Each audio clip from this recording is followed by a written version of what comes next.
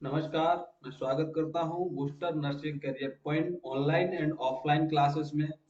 जी, हमने online classes start कर दी हैं आपके लिए एक यूनिक वे में, एक यूनिक डायरेक्शन में। आपके लिए एक ऑनलाइन प्लेटफॉर्म तैयार किया गया है जिसमें आपके लिए सभी तरह के एग्जाम की प्रिपरेशन कराई जाएगी और अपने ऑफलाइन क्लासेस भी स्टार्ट हैं जिसके लिए एक नया बैच स्टार्ट कर दिया गया है जिसका टाइमिंग 10 बजे से 2 बजे तक है। जी, उस ऑफलाइन क्लासेस में आप ज्वाइन कर सकते हैं booster nursing career point खंडारी Agra में।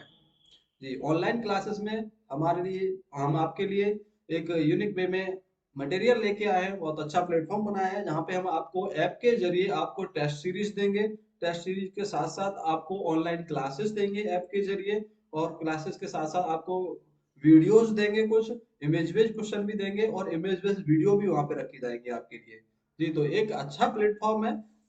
इस प्लेटफॉर्म को बहुत अच्छे से प्रिपेयर किया गया है। जी, मैं अरविंद कुमार आज आपके लिए एक मैनेजमेंट से एक टॉपिक लेके आया हूँ मटेरियल मैनेजमेंट का, जिसका नाम है इन्वेंट्री कंट्रोल। जी, इन्वेंट्री कंट्रोल जो है आज हम आपको आपके सामने डिस्कस करेंगे। इन्वेंट्री कंट्रोल क्या होता है, इसके किस टाइप से क्वेश्चन बन सकते हैं। तो मटेरियल मैनेजमेंट का एक बहुत ही बढ़िया टॉपिक जिसको आज हम डिस्कस करने वाले हैं, बट इन्वेंट्री कंट्रोल। तो इन्वेंट्री कंट्रोल, इन्वेंट्री मीन्स क्या होता है, देखिए इधर इन्वेंट्री, इन्वेंट्री मीन्स होता है इंस्ट्रूमेंट एंड इक्विपमेंट। जो भी हॉस्पिटल में यूज होने वाले इंस्ट्रूमेंट होते हैं और इक्विपमेंट होते हैं, यही मीन्स होता है इन्वेंट्री का। तो इन्वेंट्री मीन्स है इंस्ट्रूमेंट्स एंड इक्विपमेंट। और इन्वेंट्री कंट्रोल मीन्स क्या होता है, इन्वेंट्री कंट्रोल मीन्स होता है stocking of adequate and kind of item. मतलब जो भी आइटम होते हैं, मतलब इंस्ट्रूमेंट्स होते हैं, उनको एडिक्वेट मात्रा में रखना और स्टॉकिंग करना उनकी, kind of item, so that available when ever require, जब हमको उनकी रिक्वायरमेंट हो तभी वो हमारे पास क्या हो, अवेलेबल हो ऑन टाइम। उस चीज को हम क्या बोलेंगे, इन्वेंट्री कंट्रोल। मतलब जो हॉस्पिटल में यूज होने वाले इंस्ट्रूमेंट्स और इक्विपमेंट होते हैं, उन इंस्ट्रूमेंट्स और इक्विपमेंट को हमें ऑलरेडी क्या करना है, हमको उनको प्रिपेयर रखना पड़ता है। कोई भी इमरजेंसी में केसेस आया तो उसके लिए हमको क्या करना है, अपना इन्वेंट्री कंट्रोल करके रखना है। हमको पहले से ही उसके लिए डिजाइन किए गए इंस्ट्रूमेंट्स को क्या करना है, रेडी रखना है। जी, जब हमको उसकी नीड हो तभी हम क्या हो, हमारे हाथ में हो। इन्वेंट्री मीन्स क्या है, all type of, all type of equipment and instrument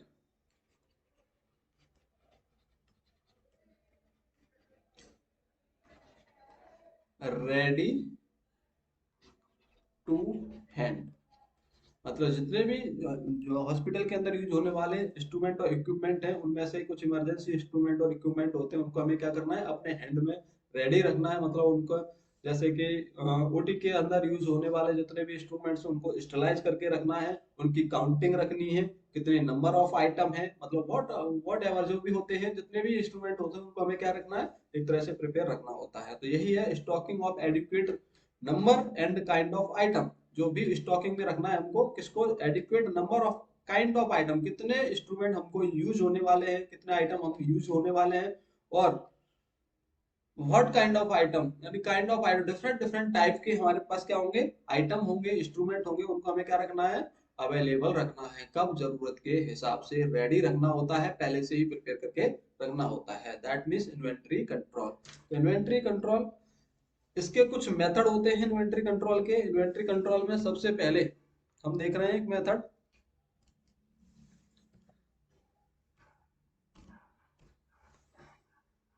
एक मिनट।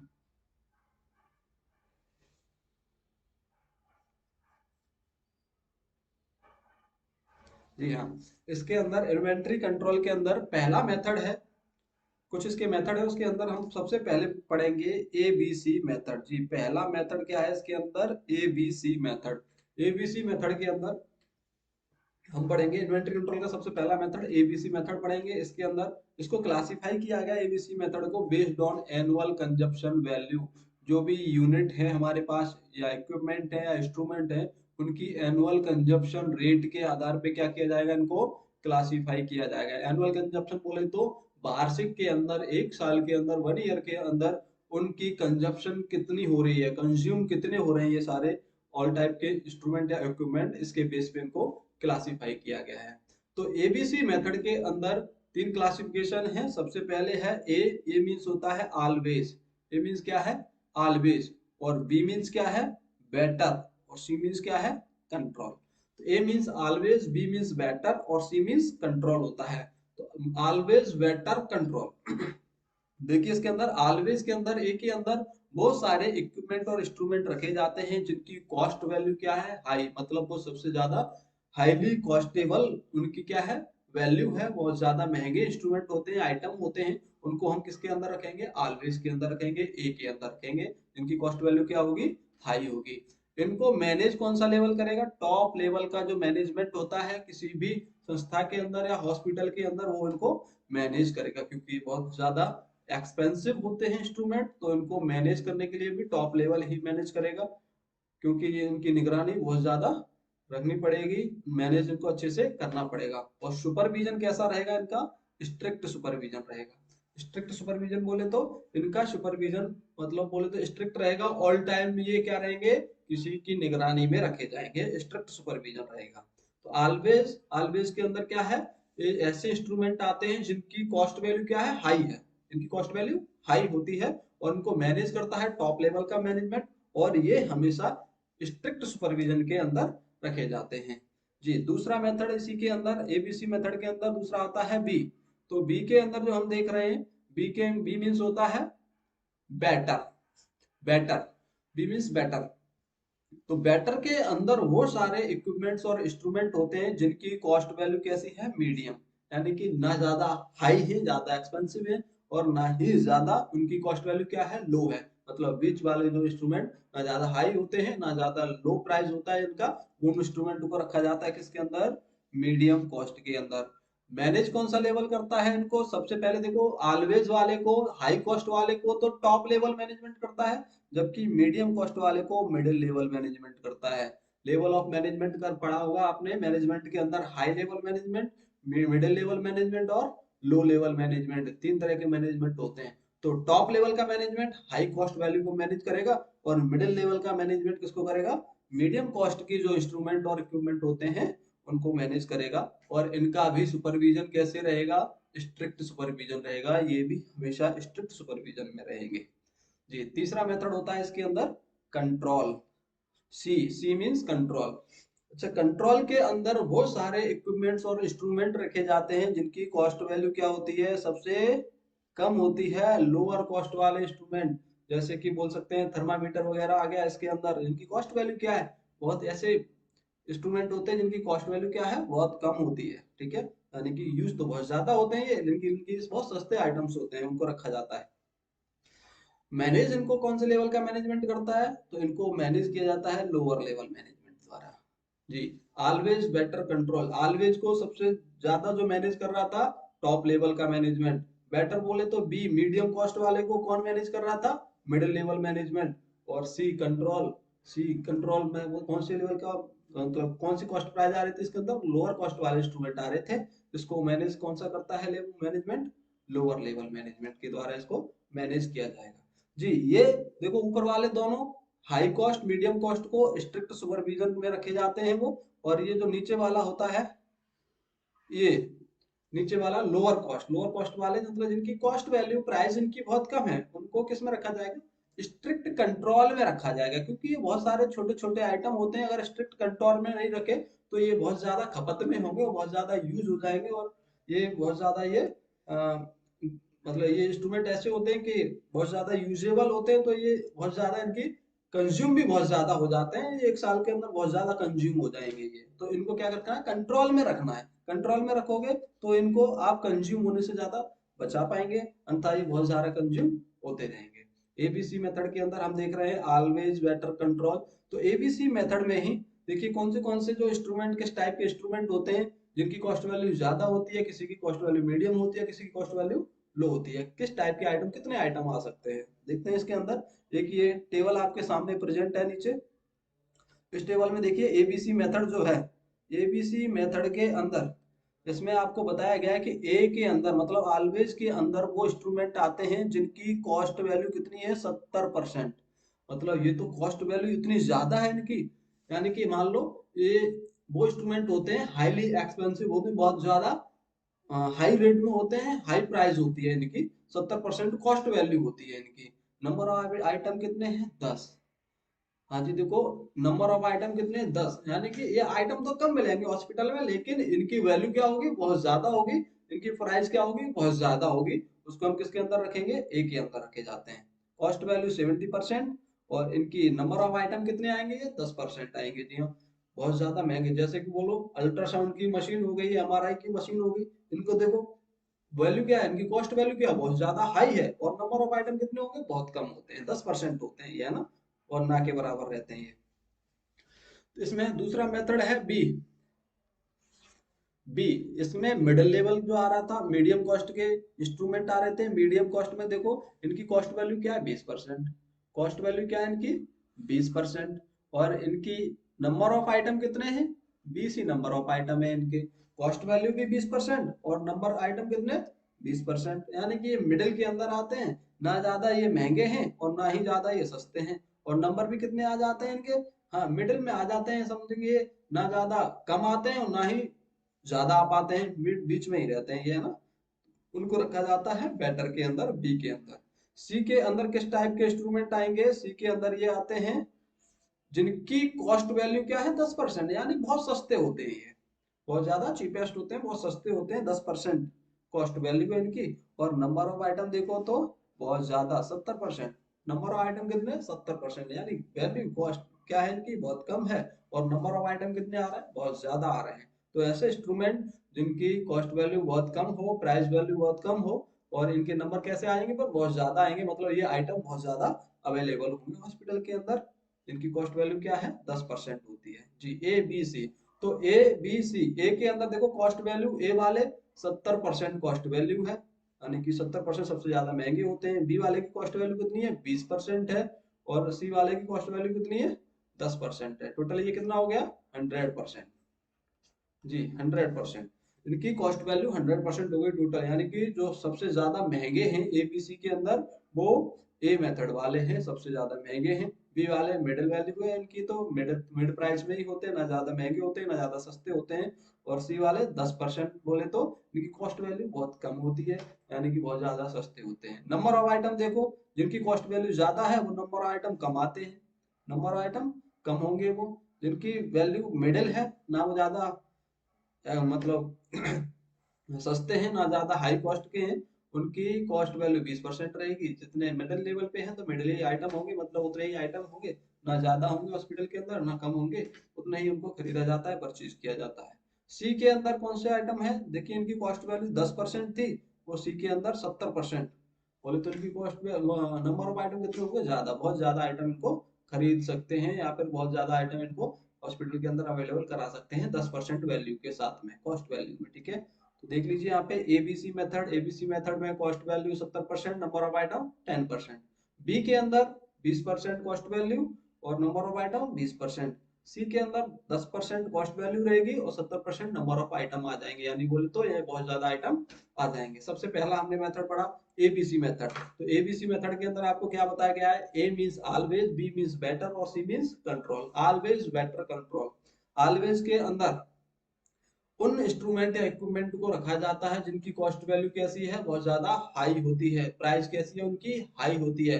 मैनेज उनको कौन सा लेवल करता है, टॉप लेवल का मैनेजमेंट उसको मैनेज करेगा, और ये हमेशा स्ट्रिक्ट सुपरविजन में रहेंगे।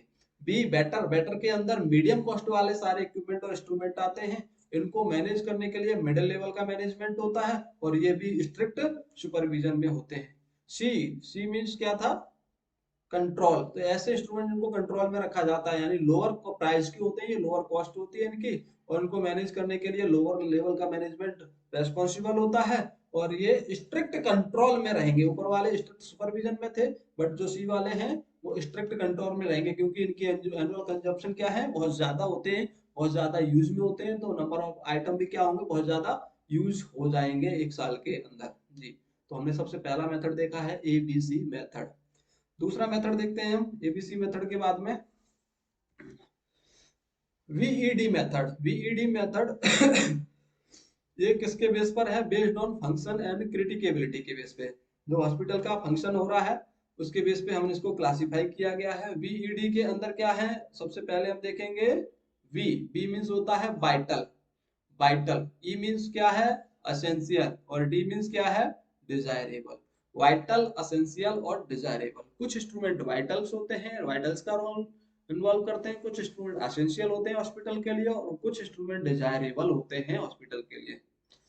चलिए देखिए, इसके अंदर वाइटल में बहुत सारे इक्विपमेंट और इंस्ट्रूमेंट आते हैं जिनके बिना अगर ये हॉस्पिटल के अंदर क्या हो गए, कमी हो जाए ऐसे इंस्ट्रूमेंट और इक्विपमेंट की, तो इनके बिना जो हॉस्पिटल होता है वो रन नहीं कर सकता, अपने फंक्शन नहीं कर सकता है। Without this hospital can not function, यानी कि अगर वाइटल्स वाले ऑर्गन नहीं है तो उनके बिना हॉस्पिटल क्या है, फंक्शन नहीं कर सकता है, बिल्कुल भी फंक्शन नहीं कर सकता जी। तो वो व्हाट काइंड ऑफ आइटम, बहुत सारे आइटम होते हैं ऐसे जिनके बिना हॉस्पिटल रन नहीं कर सकता, जैसे कि थर्मामीटर, और आपके इसमें बीपी इंस्ट्रूमेंट वगैरह को इन्वॉल्व किया जाता है। अगर ये इंस्ट्रूमेंट्स नहीं है तो हॉस्पिटल रन कर पाएगा क्या? नहीं, क्योंकि हमारे पास पेशेंट ही कैसे आएंगे, ऐसे ही आते हैं, तो इनके लिए क्या होना चाहिए, ऐसे इंस्ट्रूमेंट ऑल टाइम अवेलेबल रहने चाहिए। दूसरा असेंशियल, असेंशियल के अंदर कौन से टाइप के आइटम आते हैं? असेंशियल के अंदर वो आइटम आते हैं जिनके बिना हॉस्पिटल कुछ टाइम तक टॉलरेट कर सकता है। तो without this hospital can tolerate for few days, कुछ दिन तक क्या करेगा, हॉस्पिटल टॉलरेट कर सकता है, यानी कुछ दिन अपने फंक्शन कर सकता है। तो वो ऑर्गन को वो वाले सारे इंस्ट्रूमेंट किसके अंदर आएंगे? असेंशियल के अंदर आएंगे जी। तीसरा इसके अंदर मेथड है डिजायरेबल, डिजायरेबल, डिजायरेबल वो सारे हॉस्पिटल आते हैं, वो बहुत सारे इक्विपमेंट और इंस्ट्रूमेंट आते हैं जिनके बिना हॉस्पिटल लंबे टाइम तक क्या कर सकता है, रन कर सकता है। तो without this hospital can run for long time, यानी बहुत लंबे टाइम तक हॉस्पिटल क्या कर सकता है, रन कर सकता है। हॉस्पिटल को कोई फर्क नहीं पड़ेगा इससे कि कुछ इंस्ट्रूमेंट है या नहीं है, ऐसे इंस्ट्रूमेंट जिनके बिना हॉस्पिटल लंबे टाइम तक चल सकता है उनको डिजायरेबल के अंदर रखा जाता है। सॉरी। नेक्स्ट, वेद के बाद हम देखते हैं तीसरा मेथड,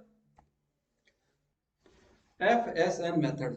तीसरा मेथड है हमारा एफ एस एन मेथड। इसको हम किसके क्लासिफिकेशन के बेस पे हम इसको क्लासिफाई किया गया है, तो based on rate of consumption, इनकी कंजप्शन की रेट कितनी है, कितने मात्रा में इनको यूज किया जा रहा है, उस मेथड पे हमने एफ एस एन को क्लासिफाई किया है।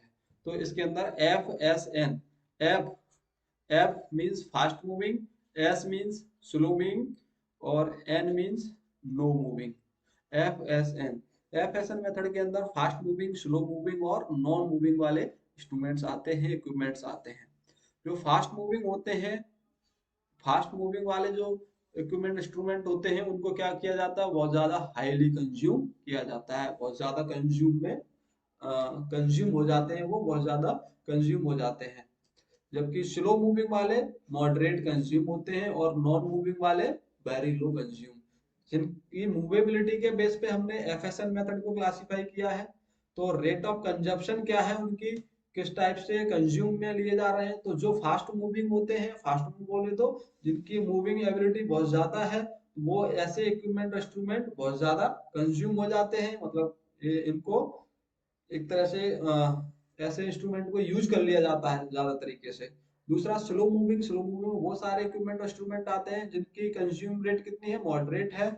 और नॉन मूविंग के अंदर वो सारे इक्विपमेंट इंस्ट्रूमेंट आते हैं जिनको वेरी लो कंज्यूम किया जाता है, मतलब ऐसे इक्विपमेंट इंस्ट्रूमेंट जो अपनी जगह पर ही रहते हैं, नॉन मूविंग है, तो उनकी कंजप्शन रेट भी कैसी होगी, बहुत कम होगी। ऐसे इंस्ट्रूमेंट और इक्विपमेंट को कंज्यूम नहीं किया जाएगा, बहुत कम कंज्यूम किया जाता है इनको, है ना। तो ये नंबर ऑफ आइटम, ऐसे आइटम जो फास्ट मूविंग है, जो इधर से उधर इनको हम लेके जाते रहते हैं, तो ऐसे आइटम तो ज्यादा कंज्यूम हो जाते हैं। स्लो मूविंग के अंदर मॉडरेट कंज्यूम आते हैं, ऐसे इक्विपमेंट और इंस्ट्रूमेंट जो कम मूविंग होते हैं, जो स्लो मूविंग होते हैं, उनको हम क्या करते हैं, हाँ जी, वो मॉडरेट कंज्यूम हो जाते हैं। तीसरे जो नॉन मूविंग वाले होते हैं, ऐसे इक्विपमेंट इंस्ट्रूमेंट जो अपनी जगह पर ही है, वो तो बहुत कम ही यूज किए जाएंगे, क्योंकि वो तो अपनी जगह पर ही रह के ही क्या करेंगे, सारे फंक्शन कराएंगे उनसे।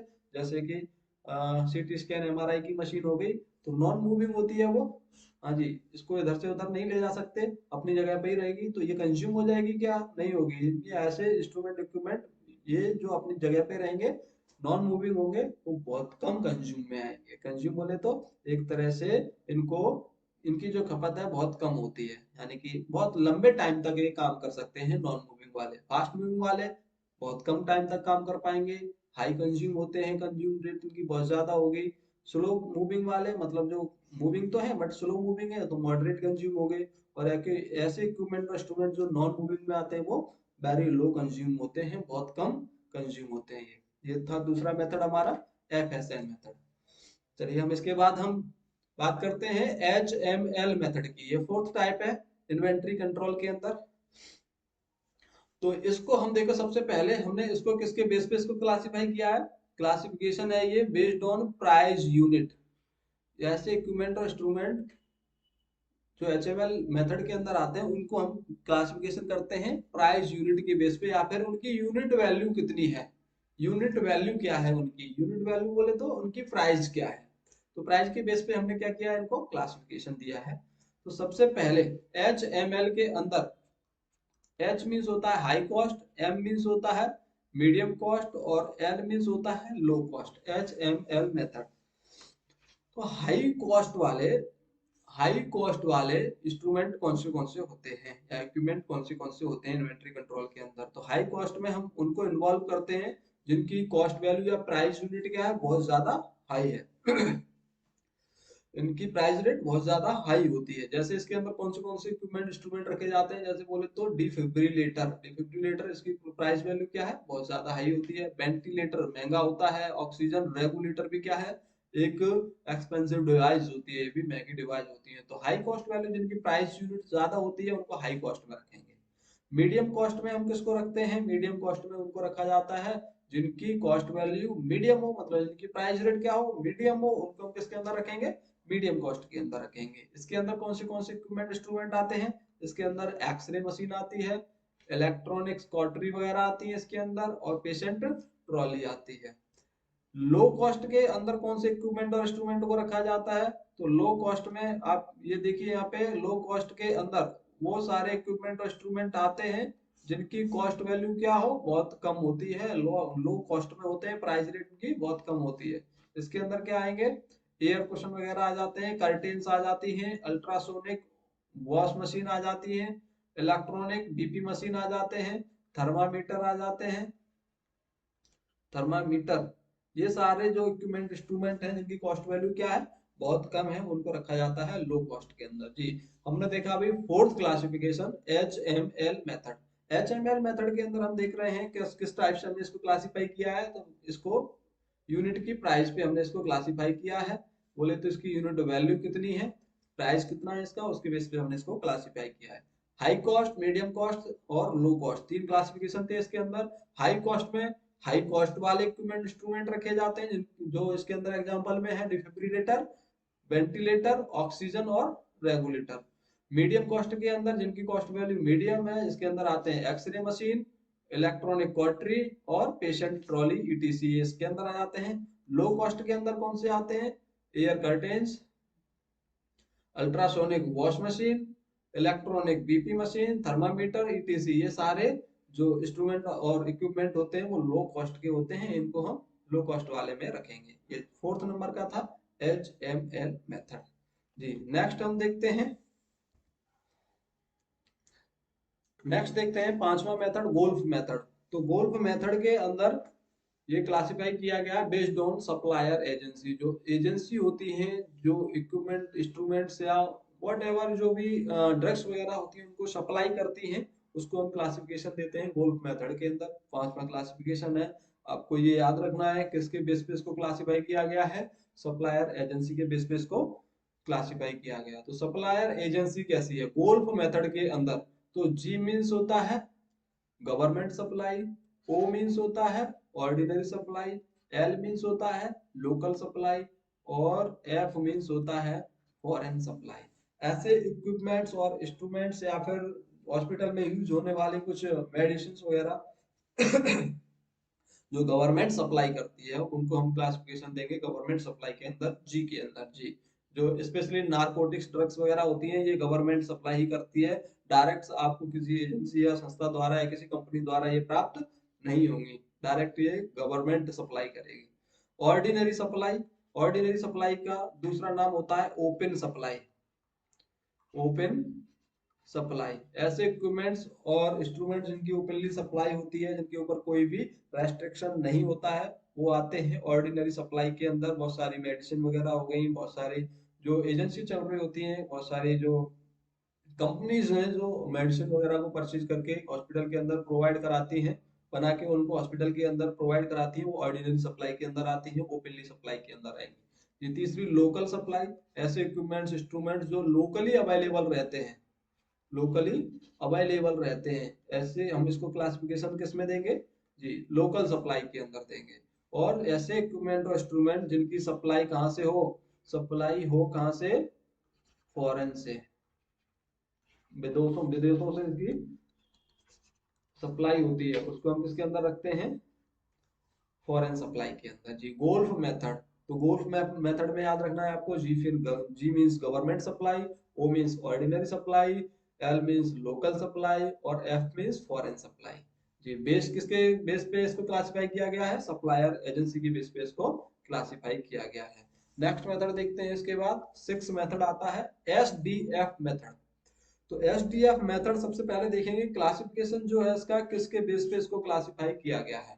तो ये बेस्ड ऑन अवेलेबिलिटी के आधार पे, अवेलेबिलिटी भी क्या है, अवेलेबल है या नहीं है, अवेलेबल इजिली हो जाते हैं या नहीं हो पाते हैं ऐसे इक्विपमेंट इंस्ट्रूमेंट्स या ड्रग्स, उनको हम किसमें क्लासिफाई कर देंगे, एसडीएफ मेथड में। तो बेस्ड ऑन अवेलेबिलिटी के आधार पे तीन टाइप के क्लासिफिकेशन इसको किया गया है। सबसे पहले एस, दूसरा डी, और नेक्स्ट ये ई, एच डी ई, यहाँ पे भी आप ई कर लेंगे इसको, एच डी ई मेथड होता है। एच डी ई मेथड में देखेंगे स्केयर, डिफिकल्टी और इजी या इजिली।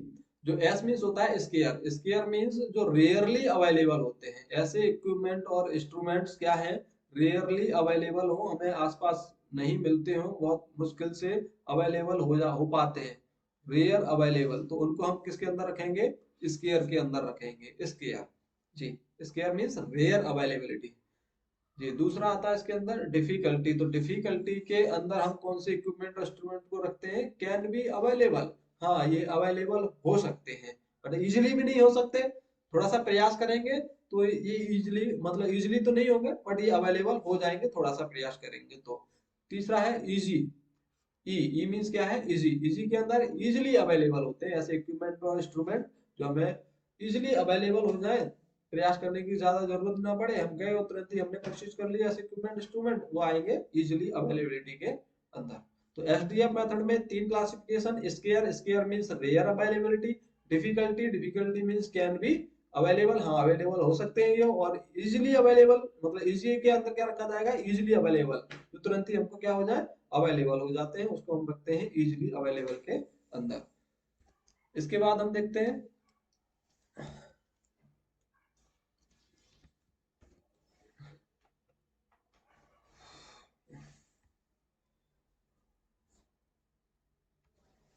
नेक्स्ट, इसके बाद हमारा सातवां इसके अंदर मेथड है एस ओ एस मेथड।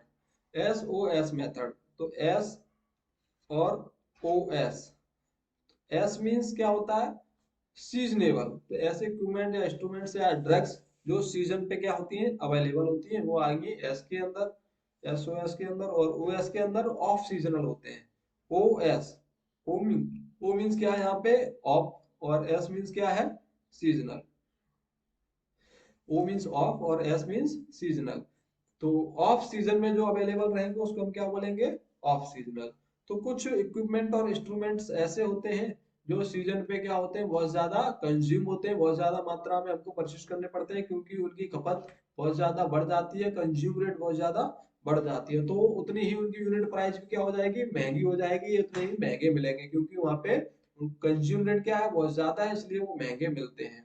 तो ऐसे इक्विपमेंट और इंस्ट्रूमेंट को क्या कर लेते हैं हम, ऑफ सीजन में इनको परचेज करके रख लेते हैं। जब हम इनको ऑफ सीजन में परचेज करके रख लेंगे तो हमको ये सस्ते मिल जाएंगे, और उसके बाद जब इनका सीजन आएगा, जब इनकी कंज्यूम होने का टाइम आएगा, तो हम इनको यूनिट प्राइस थोड़ा सा महंगा करके हम इनको सेल कर सकते हैं किसी भी पर्सन के लिए। तो ये मेथड है, SOS मेथड के अंदर आता है जी। तो यहाँ पे हमारा टॉपिक कंप्लीट होता है ये इन्वेंट्री कंट्रोल। और आज का एक बेहतरीन टॉपिक था। आज इसमें से कोई ना कोई एक क्वेश्चन आपको देखने को मिलता है सेंट्रल गवर्नमेंट हॉस्पिटल एग्जाम में, तो ये टॉपिक आप अच्छे से तैयार कर सकते हैं इसके लिए।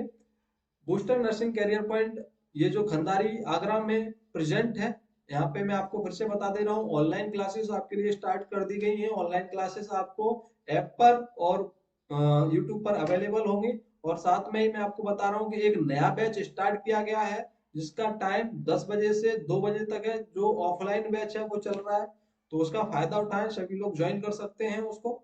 ऑफलाइन बैच को, ऑफलाइन बैच का टाइमिंग 10 बजे से 2 बजे तक मॉर्निंग में रखा गया है, उसको आप ज्वाइन कर सकते हैं। तो मैं आपको थैंक यू बोलना चाहूंगा कि आपने इतना टाइम मेरे साथ अपना दिया मुझको।